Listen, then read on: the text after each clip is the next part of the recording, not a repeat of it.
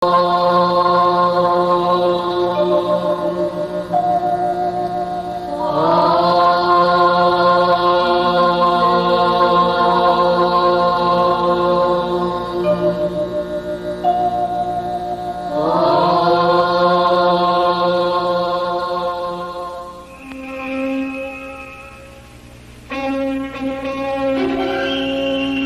observação atenta da realidade de nosso mundo demonstra que existe uma relação cada vez mais íntima entre todos os povos. Sem dúvida, os elementos físicos necessários à sobrevivência dos seres humanos vinculam-nos numa mesma condição.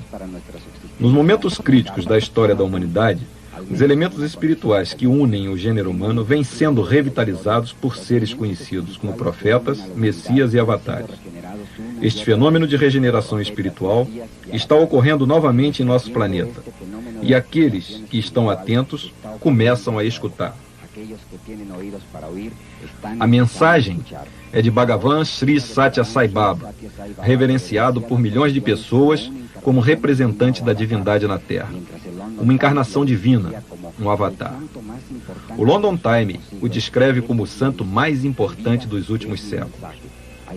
Sai Baba mesmo diz que sua vida é sua mensagem.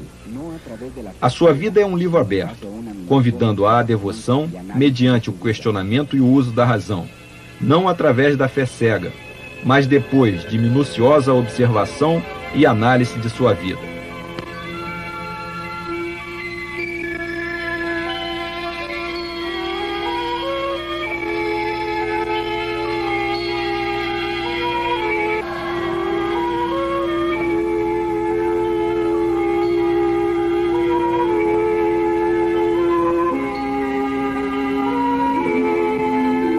O vilarejo de Puttaparthi está situado às margens do rio Chitravati, a 127 milhas, cerca de 200 quilômetros ao norte da cidade de Bangalore. É muito pequeno para ser visto no mapa. O humilde povoado é abençoado por templos hindus e uma mesquita. Seus habitantes vivem da mesma forma que seus ancestrais viveram por séculos e séculos sem mudar nada. No amanhecer do dia 23 de novembro de 1926, em um lar humilde, as orações de uma piedosa mulher indiana foram ouvidas e ela deu à luz a um menino. Testemunhas recordam-se de que instrumentos musicais pendurados nas paredes começaram a tocar sozinhos. Lembram-se, igualmente, de uma cobra misteriosa, sinal tradicional de Shiva, encontrada debaixo dos panos que serviam de cama ao recém-nascido. O menino foi chamado Satyanarayana Raju. Satya, em sânscrito, significa verdade. À medida que o pequeno Satya crescia, tornava-se cada vez mais evidente que era diferente das outras crianças. Seus companheiros de brincadeiras o chamavam de Guru. Ele lhes ensinava a entoar cânticos devocionais e os dirigia. Frequentemente os divertia ao materializar caramelos e balas que retirava de uma bolsa vazia.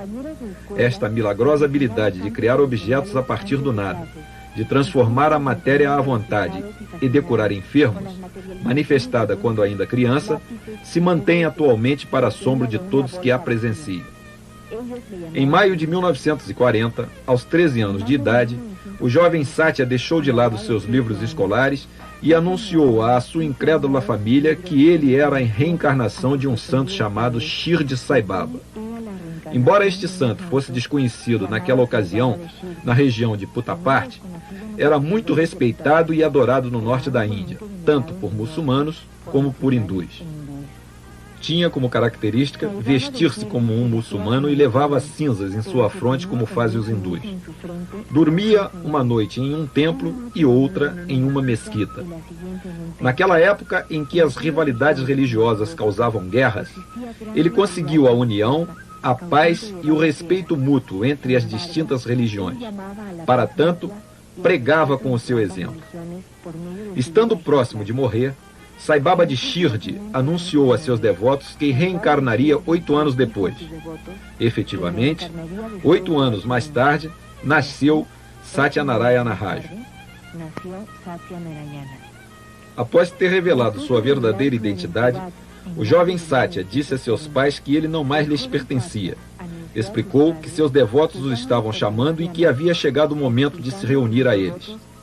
Em outubro do mesmo ano, deixa a escola e a fama de Satya começa a crescer. À medida que mais e mais pessoas começaram a se aperceber de sua natureza excepcional, ele anunciou: "Vocês têm agora acesso à minha presença. Porém, dentro de poucos anos, haverá tal multidão que vocês só poderão me ver a muitas milhas de distância." Em pouco tempo, a fama do jovem Satya começou a se estender. Ao completar 20 anos, seu irmão mais velho, professor numa localidade vizinha, escreveu-lhe uma carta na qual manifestava sua preocupação pelos perigos inerentes à fama e à atenção pública. Satya respondeu ao irmão em 25 de maio de 1947 com uma carta onde, em certo trecho, diz: "Meu querido, deixa-me dizer-te que é impossível sondar os corações e ainda mais descobrir a natureza daqueles que conseguiram conhecimento espiritual. Devemos ater-nos a nosso próprio caminho sem sermos afetados pela opinião pública. Os grandes seres não devem se orgulhar quando as pessoas os elogiam, nem se ofender quando os desprezam. Somente eles conhecem o caminho que devem seguir. Sua sabedoria regula suas ações e, portanto, as santifica. A confiança em si mesmos e suas atividades benéficas são as qualidades especiais que os distinguem. Por que te preocupas se eu permaneço fiel a estas coisas? Além de tudo, a reprovação ou os louvores do povo não tocam nem afetam a realidade. Tais coisas só podem atingir a aparência física externa. Tenho por missão nutrir a humanidade e assegurar-lhe uma vida plena de bem-aventurança. Não renunciarei a tal propósito, nem a minha determinação de cumpri-lo. Sei seguramente que o posso realizar. Com a mesma equanimidade, trato a honra e a desonra, fama ou prestígio, que possam vir como consequência de minha tarefa. Eu me conduzo e ajo somente para o benefício de toda a humanidade. Ninguém pode compreender intelectualmente minha glória, não importa quem seja, qual o seu método de investigação ou quão grandioso seja o seu intento. Tu mesmo poderás ver a plena glória nos anos vindouros. Não preciso escrever estas palavras. Só o faço porque sinto que te sentirias triste se não o fizesse. Teu Baba. Desta maneira, em 1947, Satya Sai Baba deu a seu irmão mais velho uma visão perfeita do futuro. Nos primeiros anos, não havia nenhum ashram em Puttaparthi. Em 1950, começou a construção de uma sala de oração ao pé de uma colina nas proximidades da vila. Em seguida, outros edifícios foram se agregando e o lugar recebeu o nome de Prashanthi Nilayam, morada da eterna paz. Este primeiro ashram tinha suficiente capacidade para abrigar a crescente quantidade de devotos que, irresistivelmente, sentiam-se atraídos ao jovem Satya. A partir de 1960, o nome Sai Baba ficou conhecido em toda a Índia. Nos festivais religiosos, os devotos se reuniam em quantidades que chegavam em torno de 30 mil pessoas, vinda dos mais remotos lugares de todo o país. Hindus de diversas seitas, muçulmanos, sikhs e cristãos. Eram pessoas que guardavam em suas memórias recentes recordações das guerras e choques religiosos ocorridos após a separação do país em 1947, isto é, há menos de 20 anos antes. Os devotos sentiam o poder curativo e unificador de Sai Baba e sua mensagem de amor universal. Ao completar 62 anos, Sai Baba abençoou os seus devotos de um helicóptero devido à quantidade de pessoas que já chegava perto de 700 mil. A liberdade pessoal do menino pobre de Puttaparthi havia se transformado em um voluntário confinamento de alguém sem privacidade, constantemente observado e adorado por seus devotos, sempre ansiosos de uma palavra, de um olhar, que o convertera, assim, num cativo do amor que ele mesmo inspirava. O que mais chamou a atenção dos observadores de Sai Baba não é só o fato de seu nascimento ter realizado a profecia de Sai Baba de Shirdi, e de sua vida estar confirmando o que ele mesmo anunciara a seu irmão, senão de uma maneira quase exata, confirmando uma profecia feita há mais de 5.000 anos. No Mahabharata, que é, digamos, o Antigo Testamento hindu, o Sr. Vishnu, preservador e protetor do universo, prenunciou a Kali Yuga, era que corresponde a nosso tempo, cujas características seriam a degradação moral e espiritual, a corrupção política, a opressão sobre as massas, a hegemonia da falsidade e da hipocrisia. Disse então o Sr. Vishnu: quando o mal prevalecer na terra, eu mesmo nascerei na família de um homem virtuoso, para restaurar a tranquilidade e exterminar a maldade. Na época de Kali, tomarei a forma humana de um avatar de cor escura. Eu nascerei numa família do sul da Índia. Este avatar terá imensa energia, grande inteligência e todos os poderes. Os objetos que este avatar necessitar para o cumprimento de sua missão estarão à sua disposição instantaneamente, tão logo precise ou deseje. Será um vitorioso pela força única de sua virtude. Restabelecerá a ordem e a paz no mundo. Inaugurará uma nova era de verdade e estará sempre rodeado de pessoas espiritualizadas que o adorarão. Ele será como o vento sobre a terra. Os seres o imitarão. Sua conduta trará paz e prosperidade. Os homens desfrutarão felicidade na prática de rituais religiosos.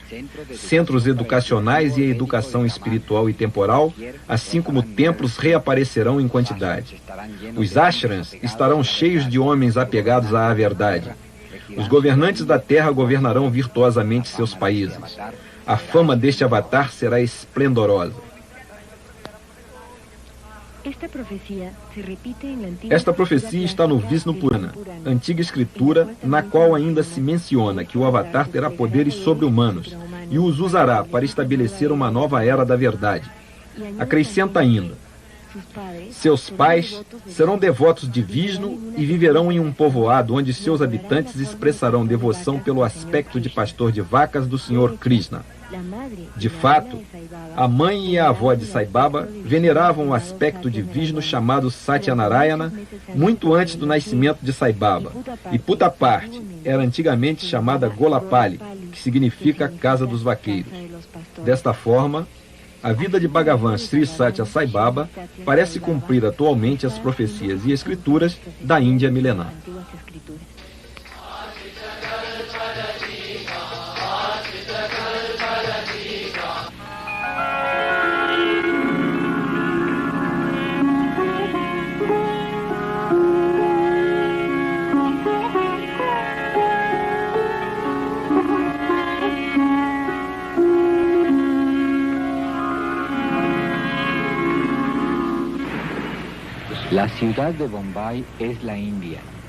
A cidade de Bombaim é um mundo em microcosmo, pois contém a sofisticação da vida contemporânea assentada sobre um leito de pobreza e necessidade que reflete desde tempos imemoriais a condição humana.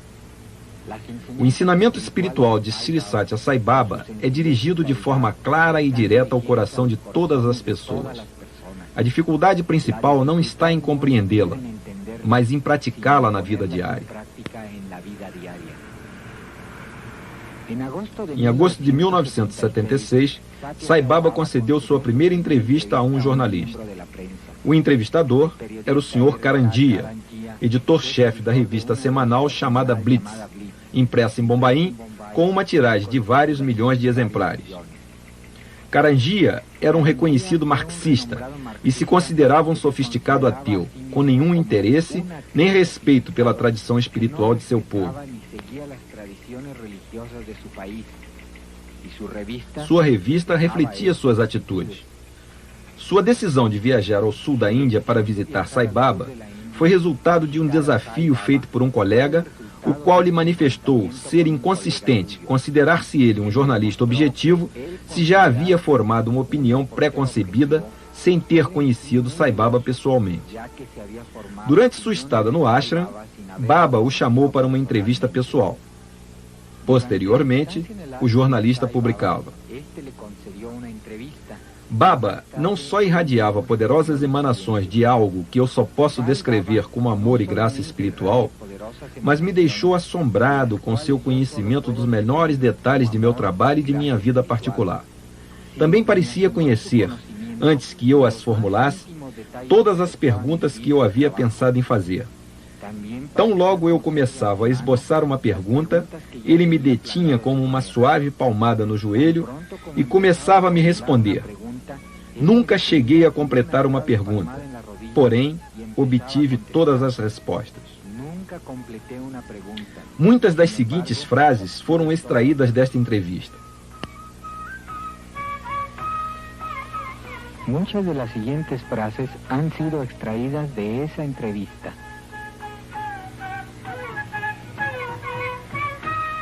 Deus é o homem, e o homem é Deus. Todos temos algo de Deus dentro de nós, a centelha divina. Os homens são divinos como eu. A diferença é que não têm consciência de sua divindade. Eles chegaram a esta prisão kármica, o corpo físico, através dos erros de muitas vidas. Eu, ao contrário, tomei esta forma mortal por minha livre vontade. Eles estão escravizados ao corpo, enquanto eu sou livre de ataduras. Os homens são levados daqui para ali, impulsionados por seus desejos, enquanto eu não tenho desejo algum, exceto o supremo e único desejo de torná-los a todos livres de desejos, seres sem pesares nem sofrimentos.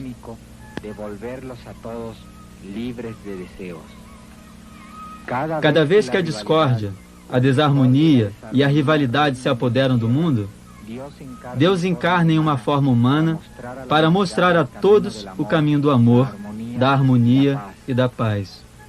Um avatar assume a forma humana e se comporta como tal para que a humanidade possa sentir um parentesco com o divino e, ao mesmo tempo, se eleva a alturas divinas para que esta mesma humanidade possa alcançar Deus. A realização do Deus interno, morador do coração, motivador da vida, é a tarefa para a qual desce o avatar. Por isso, em minha presente forma de avatar, vim com a totalidade dos poderes de Deus sem forma para corrigir o homem, para elevar-lhe a consciência e para reconduzir os homens ao correto caminho da verdade, da retidão, da paz e do amor à divindade. O vibhuti que eu materializo é a manifestação da divindade e tem um poderoso significado. É o símbolo da natureza cósmica, imortal e infinita de Deus. O Atma, ou Espírito, é o que resta quando tudo o que é mundano, transitório e mutável é queimado. É, em primeiro lugar, um símbolo do ciclo vida-morte, no qual tudo finalmente se reduz a cinzas. És pó, e ao pó voltarás. Cinza ou pó é a condição final de todas as coisas. Já não pode sofrer nenhuma mudança posterior. No contexto espiritual, as cinzas sugerem àqueles que as recebem a necessidade de renunciar a todo desejo material e queimar todas as paixões, todos os apegos e tentações no fogo da devoção.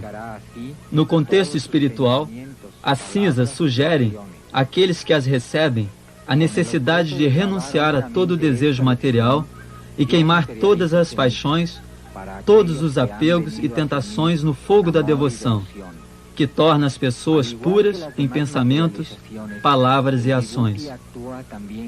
É pela vontade de imprimir esta lição em suas mentes que materializo cinzas para aqueles que vieram a mim com amor e devoção.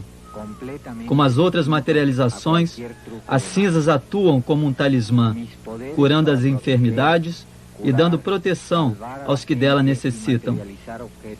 É o símbolo da divindade. Portanto, é muito diferente dos truques dos mágicos. Meus poderes são para proteger, curar, salvar as pessoas e materializar objetos. Esses poderes originam-se diretamente da vontade de Deus e só podem ser exercidos por um avatar. Un avatar es reconocido por 16 características, Um avatar se reconhece por 16 características. As 15 primeiras são controle das 5 funções e dos 5 sentidos do corpo e o controle dos 5 elementos da natureza. Estas qualidades são alcançáveis através de práticas e disciplinas espirituais, mas não a 16ª, que não é produto de desenvolvimento espiritual humano, mas a revelação da descida e encarnação da divindade, e manifesta-se nos poderes milagrosos de Sai Baba. Esta característica se chama onisciência, onipresença e onipotência. Ela é a consciência infinita.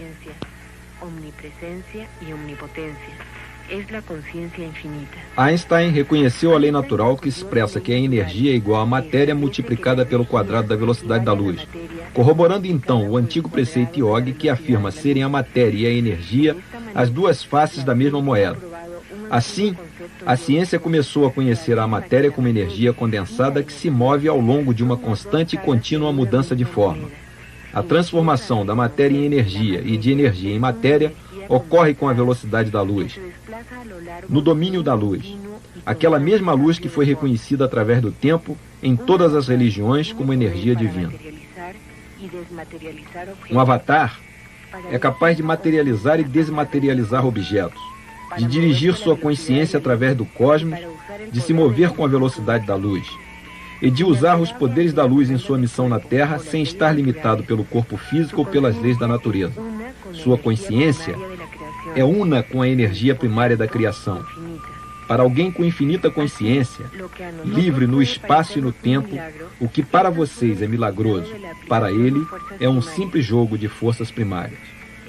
Agora, veremos Sai Baba aceitando cartas nas quais seus devotos lhe pedem ajuda e bênção. Sai Baba diz: os milagres que faço pertencem ao campo infinito do poder divino. Eles são a evidência de minha divindade. De forma alguma, devem ser tomados como exibição. Todas as exibições de magia, como sabem, são feitas a troco de lucro. São truques de uma classe de mágicos e constituem uma forma legalizada de embuste. É o caso de mudar um objeto de um lugar para outro com uma rápida manobra da mão. Não envolvem poderes, siddhis, nem são milagres. O que eu faço é absolutamente diferente. É um ato de criação, não é magia. Não busco recompensa e não iludo ninguém, transportando objetos de um lado para o outro. Ao contrário, eu os crio.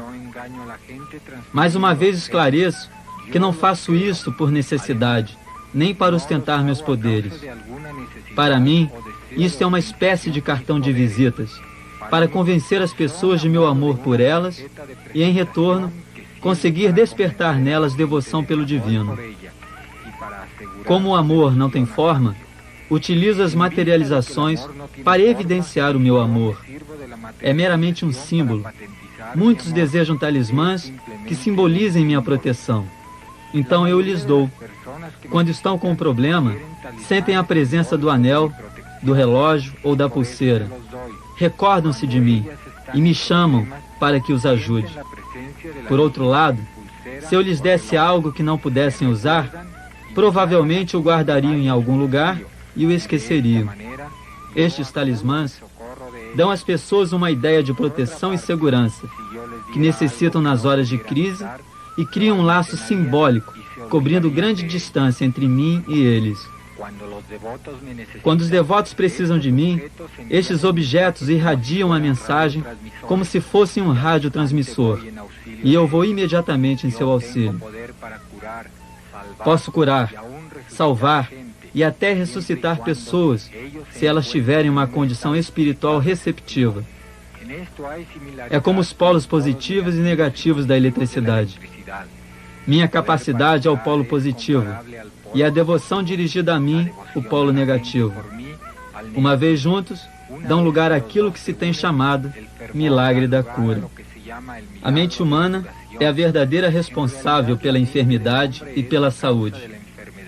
É por si só a causa das mesmas. Por isso, quando chega o momento da cura, a mente deve gerar fé suficiente para alcançar tal propósito. Tudo o que faço é dar-lhes confiança. a vontade e o poder de se curarem a si mesmos. É a abundância de meu amor, reciprocamente correspondido pela fé que os devotos têm em mim, que produz os resultados desejados.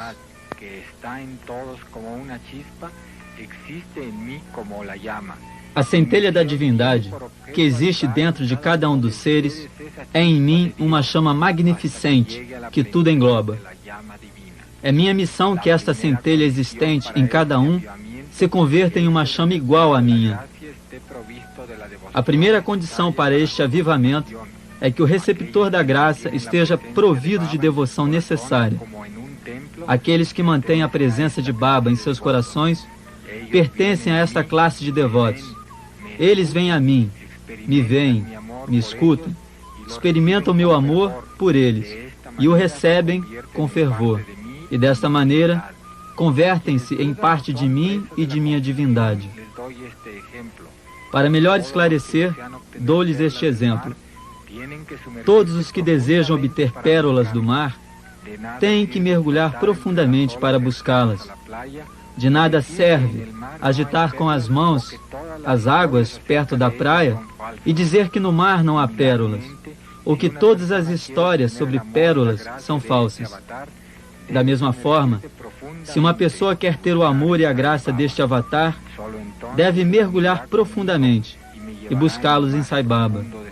Só então, ele se fundirá comigo e me levará no recôndito do seu coração.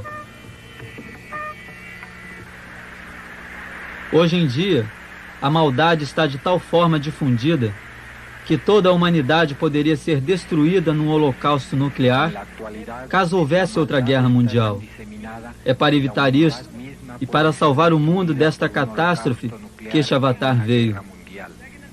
Há duas maneiras pelas quais o avatar pode ajudar as pessoas a evitar as calamidades. Uma é imediata, a outra é a longo prazo. Qualquer solução instantânea é contrária à lei fundamental da natureza e também contra a lei kármica de causa e efeito. A maioria das pessoas vive no mundo material de seus desejos e egos, que é governado por esta lei, e as pessoas colhem o fruto de suas ações. Isto leva à evolução ou involução de seu ser. Se o avatar interviesse diretamente, resolvendo seus problemas, paralisar-se-ia toda ação, todo desenvolvimento e ainda mais a evolução. Esta solução deve ser descartada por ser totalmente contra as leis naturais. A outra e mais efetiva alternativa apresenta uma solução a longo prazo, na qual o avatar conduz as pessoas para que elas mesmas alcancem um grau maior de consciência que lhes permita compreender a verdade das leis espirituais.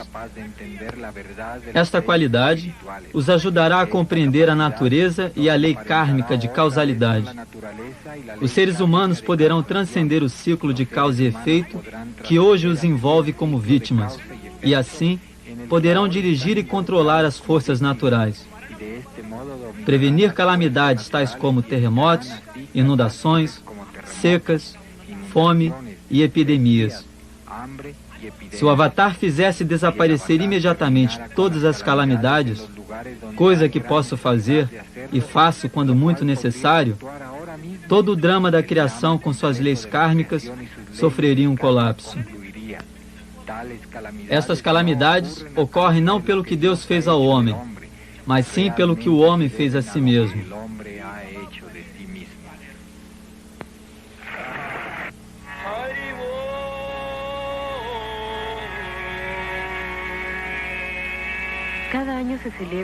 Cada ano, um festival chamado Dasara é celebrado em toda a Índia, inclusive em Prashant Nilayan, durante 9 dias.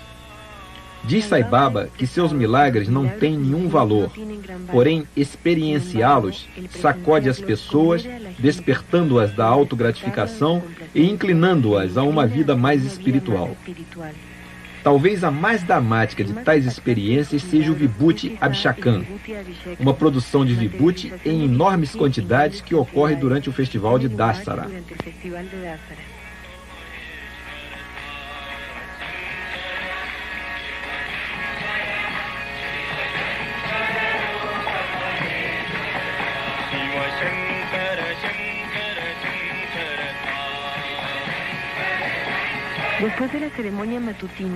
Depois da cerimônia da manhã, multidões se reúnem no auditório e Baba explica o significado do Vibhuti Abhishekam. A estátua de prata de Shirdi Sai Baba, a encarnação anterior de Bhagavan, é lavada e secada com muita devoção.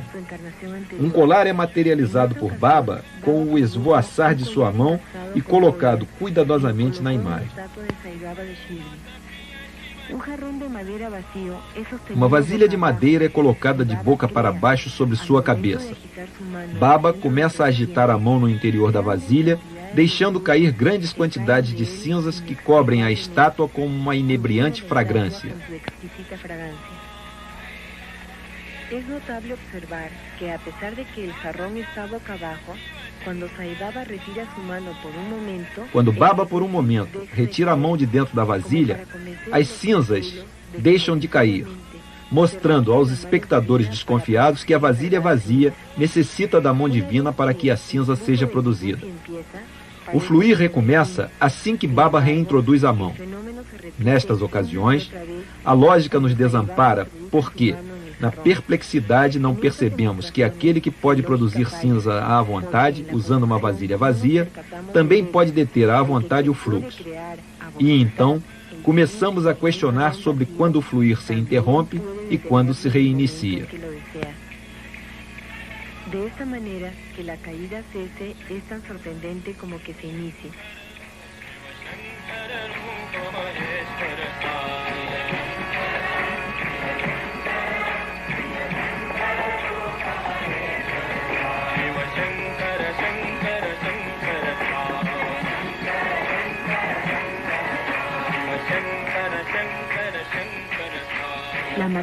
O Vibhuti pode materializar-se sobre as fotos de Shirdi Sai Baba e de Satya Sai Baba nos lares dos devotos da Índia e de outras partes do mundo. No salão de bhajan do lar do Sr. Krupana, em Bangalore, muitas fotos têm estado estudando Vibhuti por mais de uma década. O Sr. Krupana comentou a propósito deste fenômeno: sim, eu sou devoto de Baba. Vivo aqui com minha mulher e a família de meu primo. Não há nada de especial nesta casa. Aonde eu vou, levo as fotos comigo e o Vibhuti começa a materializar-se nelas. Todos podem vê-lo. Muitos o apreciam. Estas cinzas são para distribuir, não para guardar. Nós damos tudo o que se materializa. Uma pitada de Vibhuti em um copo de água é remédio que cura e pode ser usado para qualquer enfermidade. O mais importante é tomá-lo com fé. Você deve ter fé em Baba e no Vibhuti, e todas as doenças poderão ser curadas. Depois de visitar a Índia em 2 oportunidades para observar e documentar os milagres de Sai Baba, o Dr. Carlos Ozies, da Sociedade Norte-Americana para Investigação de Física, escreveu: sou um investigador há 25 anos. Tenho viajado muitíssimo, porém em nenhum lugar encontrei fenômenos que determinassem tão indiscutivelmente uma realidade espiritual como os fenômenos cotidianos que se sucedem em torno de Sai Baba. Apesar disto, a relação de Sai Baba com a ciência continua sendo uma controvérsia.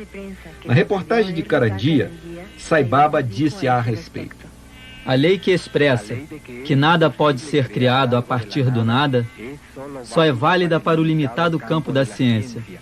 Porém, não se pode aplicar de nenhuma forma ao campo transcendental da espiritualidade. Neste campo, tudo pode ser criado a partir da vontade suprema. Tudo o que existe pode desaparecer, e aquilo que não existe pode aparecer. Quando perguntaram a Baba como foi criado o universo, respondendo a partir do princípio divino e eterno, disse: não havia quem me conhecesse até que eu fizesse o universo à minha vontade com uma só palavra. Imediatamente apareceram as montanhas, os oceanos, o sol, os mares, os continentes, a lua, os desertos.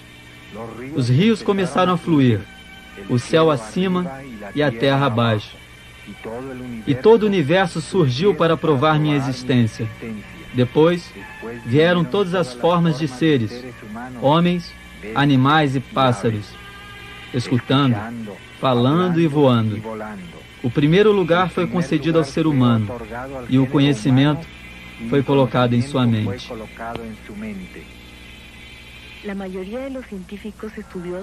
A maioria dos cientistas que estudam a estrutura e a evolução do universo estão de acordo com a tradição espiritual que fala de um vazio inicial. Eles podem estar muito próximos da verdade, pois eles creem que o universo é a expansão remanescente da explosão de uma concentrada massa de matéria criada há 20 milhões de anos atrás.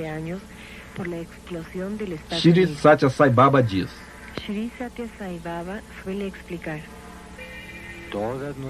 todas as escrituras afirmam que Deus está presente em cada um de nós. A divindade é o Uno manifestado no mundo real, que dirige e governa todo o universo. Não existe exceção da divindade. Assim, os planetas seguem suas órbitas, as estrelas seu caminho, o sangue seu pulsar. Para que tudo isto exista de forma constante, há uma força divina que o sustenta.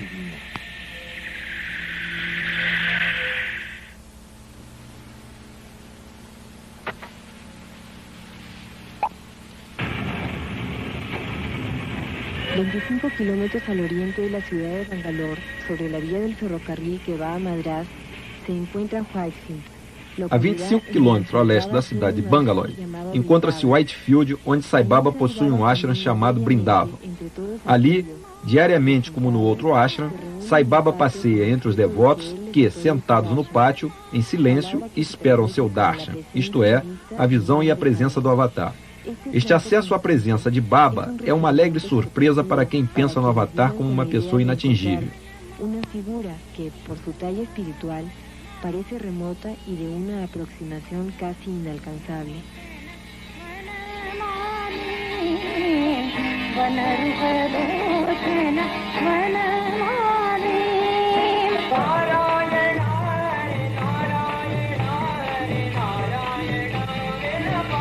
Mientras recibe cartas, enquanto de uns aceita cartas que pedem ajuda e orientação material e espiritual, para outros produz vibhuti e o entrega de mão em mão.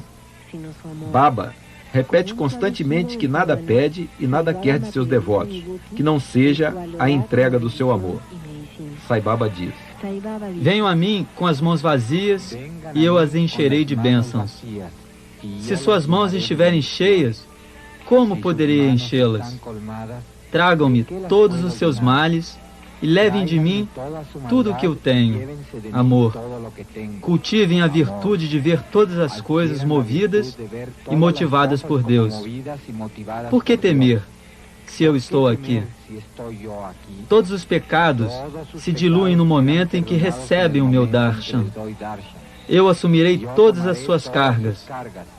Tomem de mim todas as bênçãos que possam. Deixem comigo todos os seus sofrimentos.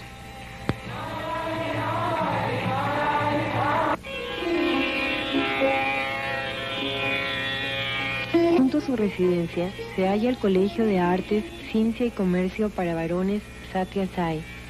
Aqui se iniciou nos últimos anos da década de los 60. Encontra-se em Brindavan o Colégio Satya Sai de Ciências, Artes e Comércio para Rapazes. Foi aqui que começou, no final da década de 60, o Programa de Educação Integral. O financiamento e construção de estabelecimentos educacionais estão a cargo do Fundo Central de Educação, através do Banco da Índia, que aceita doações exclusivamente para este propósito.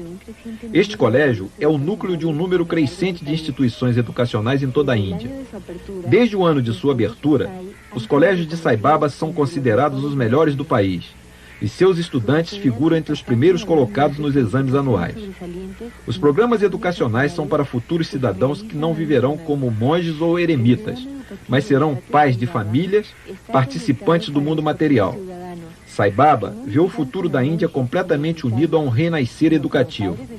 Muito do seu tempo é dedicado às escolas primárias e secundárias. Mucho de su tiempo lo ha dedicado al establecimiento de escuelas básicas y universidades. Sai Baba diz: estes estudantes estarão capacitados para ocupar o lugar de futuros líderes da Índia, equipados para retirá-la da pobreza e da ignorância. O caráter destas crianças deve crescer puro e firme. Deem a eles toda a confiança e a coragem de que necessitem para tornarem-se honestos, bons e seguros. Em 1971, na inauguração do Colégio de Artes e Ciências para Moças em Anantampur, Sai Baba falou: Esta é uma instituição que propicia educação e prepara gerações de adolescentes para se fazerem melhores mulheres e melhores cidadãs. A educação deve abrir-lhes os olhos e permitir-lhes reconhecer o Uno através da multiplicidade. Quando o Uno é reconhecido, todas as coisas podem ser vistas clara e facilmente. Busquem incessantemente a verdade imensa, cósmica, toda abrangente. Não fiquem satisfeitas com fragmentos mesquinhos e triviais de meras informações intelectuais. Busquem o conhecedor que está por trás do processo de conhecer. Esta é a verdadeira vitória. A um grupo de estudantes que visitavam o ashram, Sai Baba sugeriu: Vocês devem aprender a ser um novo tipo de líder, apurados na prova do serviço com devoção e prática espiritual.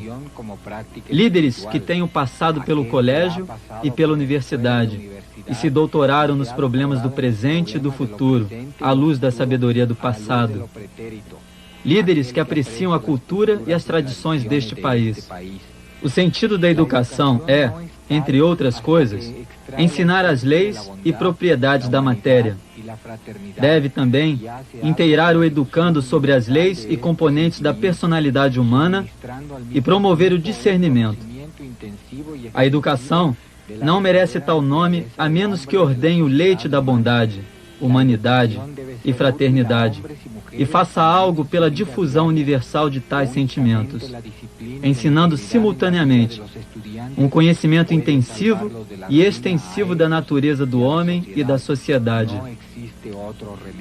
A educação deve também ser útil a homens e mulheres em suas vidas diárias.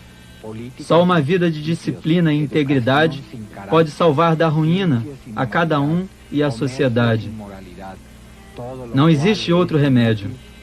A educação tornou-se um negócio que resultou em uma política sem princípios, educação sem caráter, ciência sem humanidade, comércio sem ética. Todos juntos, além de inúteis, são dramaticamente perigosos.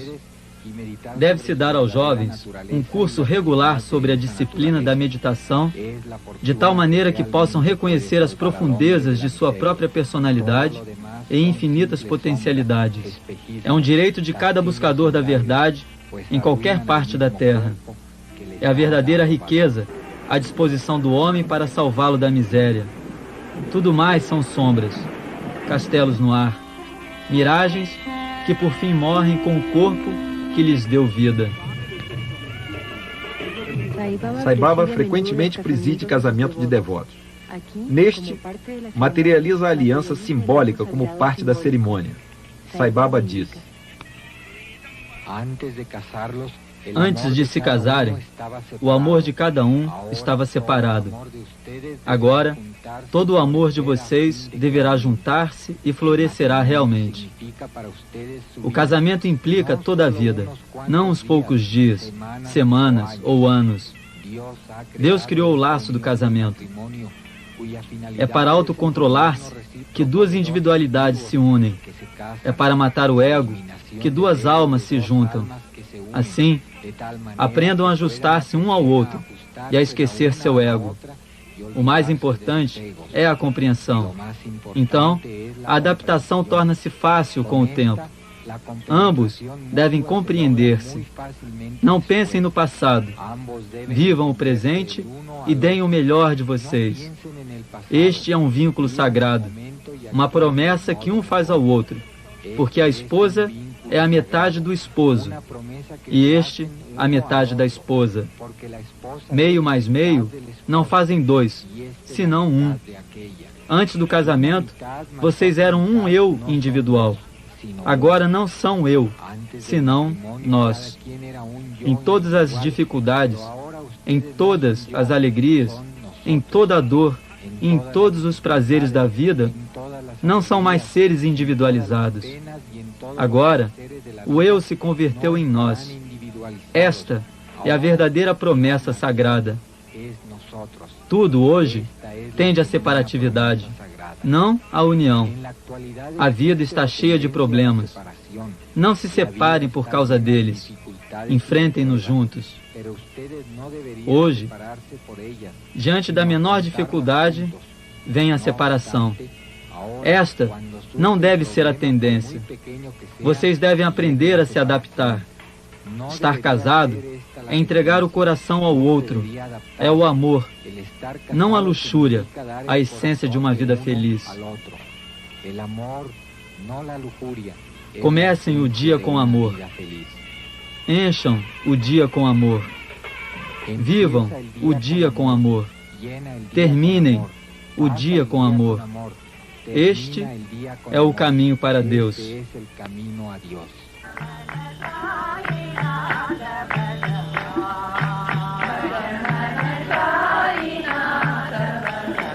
Sai Baba incessantemente enfatiza o laço fundamental que une todas as religiões. Adverte ele. Deixem que existam as diferentes crenças. Permitam-nas florescer. Que a glória de Deus seja cantada em todos os idiomas, em todas as diferentes melodias. Isto é o ideal. Respeitem as diferenças entre as religiões e reconheçam sua validade, de forma que não se extinga a chama da unidade. Eu não vim para falar em favor de alguma religião em particular. Não vim em nenhuma tarefa publicitária em proveito de alguma seita ou crença, ou causa religiosa. Tampouco vim para reunir seguidores de alguma doutrina. Eu vim para falar-lhes dessa fé universal e unificadora, este caminho de amor, este dever de amor.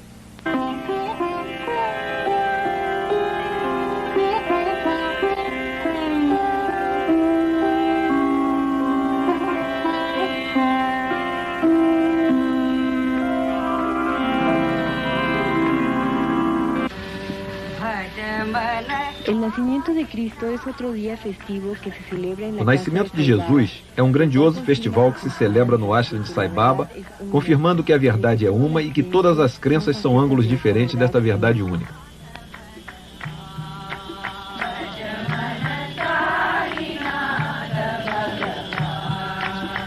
El cristianismo y el hinduismo comparten la imagen del Señor cuidando su rebaño.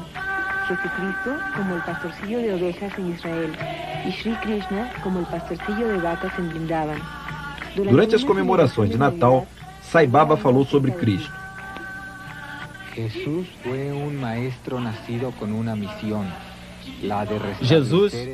foi um mestre nascido com uma grande missão, a de restabelecer o amor, a caridade e a compaixão no coração dos homens. Ele não teve o menor apego ao corpo ou pelo ego. Não lhe afetavam nem os ganhos, nem as perdas, nem a alegria, nem a tristeza. Seu coração atendia aos clamores dos angustiados e aos apelos e desejos de paz e fraternidade. Percorreu a terra predicando sua missão de amor e doou sua própria vida em sacrifício pela humanidade.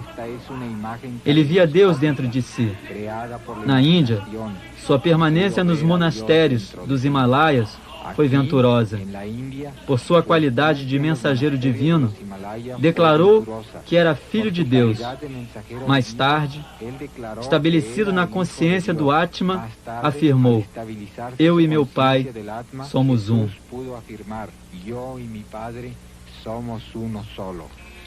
Dr. John Hislop, presidente do Conselho Satya Sai da América, relata o que aconteceu quando Sai Baba criou um crucifixo singular, o qual lhe foi dado. Estávamos na Índia, na selva de Bandipur, na data do Shivaratri, e Baba, acompanhado de vários devotos, percorria o bosque procurando um lugar onde pudesse efetuar o ritual. Finalmente encontramos o leito seco de um rio e à tarde regressamos todos àquela paragem. Deixamos o carro e começamos a descer o dorso de uma colina fronteira ao rio até chegar ao fundo. Por casualidade, eu caminhava perto de Sai Baba e quando passamos junto a um arbusto ele tomou 2 raminhos em sua mão. Formou uma cruz com eles e me perguntou: Hislop, que é isto? Eu respondi: é uma cruz, Swami. Logo, fechou os raminhos em sua mão e, depois de soprar 3 vezes sobre ela, abriu-a. Ali estava o crucifixo que veem agora. Posteriormente acrescentou: este é Cristo como realmente estava na cruz, não como os artistas e historiadores o representam. Tinha um estômago fundo devido aos dias que passara sem comer.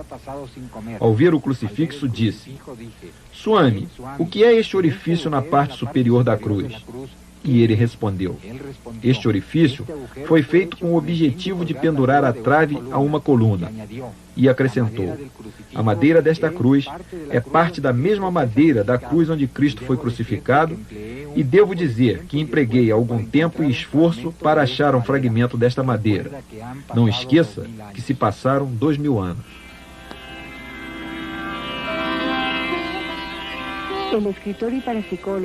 O autor e parapsicólogo Frank Barnowski, ligado a diversas universidades do Arizona, é um cientista que se dedica ao estudo das auras que formam o campo biomagnético ao redor do corpo humano. Neste exemplo, na fotografia Kirlian, podemos observar claramente a aura, a qual pode ser analisado para determinar o nível da energia, o estado emocional e a saúde de uma pessoa. Fala professor Barnowski. Cheguei à Índia como um pesquisador científico com o propósito de estudar a aura humana. Ouvira falar muito sobre Satya Sai Baba por parte de vários colegas. Alguns parapsicólogos, outros psiquiatras, enfim, todos cientistas que haviam chegado à Índia e, quando em contato com ele, haviam se transformado. Já não eram os mesmos de antes. Como dizia, escutava muito sobre Sai Baba, de tudo o que era capaz de fazer, de suas faculdades para curar e comunicar-se telepaticamente com seus devotos com o fim de ajudá-los.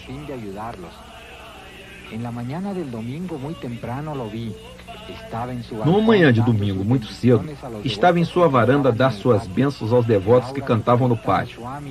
A aura que Baba projetava era algo mais que o imaginável, quase impossível de descrever. A aura era branca e 6 ou 7 vezes maior do que a de um homem comum. E mais além, havia uma de cor azul. E esta era ilimitada realmente.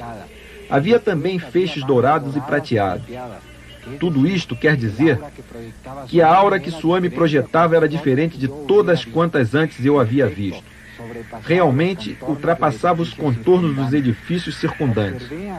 Observei Sai Baba pelas manhãs e tardes, durante mais de uma semana, e o vi caminhar entre as pessoas, e sempre vi esta aura, esta irradiação.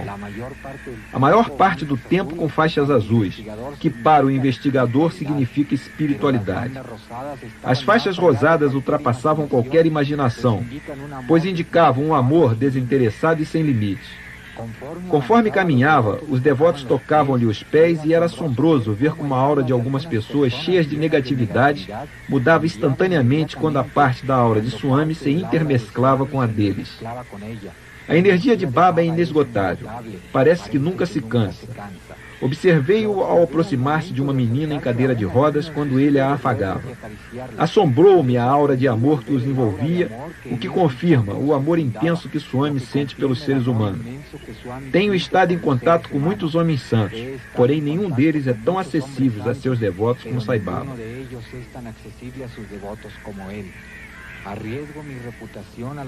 Sei que arrisco minha reputação científica com o que eu vou dizer. Porém, fazem 2 dias que olhei os olhos de Sai Baba e nele contemplei um esplendor que jamais vira e tive a certeza absoluta que olhei a luz da divindade em seu rosto e já não tenho a menor dúvida. Segundo minha apreciação, Sai Baba é exatamente o que parece ser.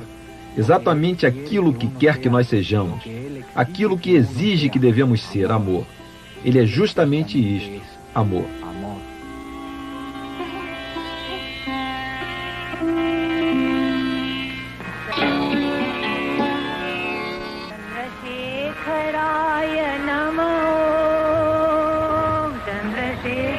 Frequentemente, Sai Baba lembra a seus devotos: Uma vida isenta de desejos conduz o homem à divindade, e os que procuram minha graça